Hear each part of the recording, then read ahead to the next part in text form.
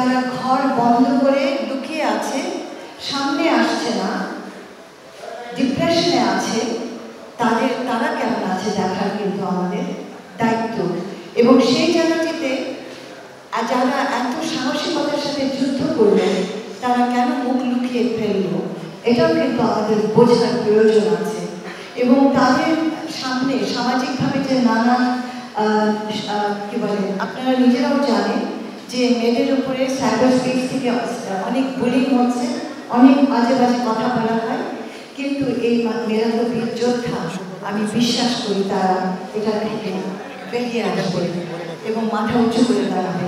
আমার মন্ত্রণালয় থেকে দুটো কাজ, এদেরকে চিহ্নিত করা, এদের কাউন্সেলিং দেওয়া, এদের পাশে থাকা, এবং দ্বিতীয় কাজ এদের কীর্তি সংরক্ষণ করা। আজকে এই দিবসের জায়গা থেকে আমরা এই উদ্যোগগুলো নিয়েছি এবং আপনাদের সকলকে আমন্ত্রণ জানাচ্ছি। আপনারা সবাই অবশ্যই আমাদের সাথে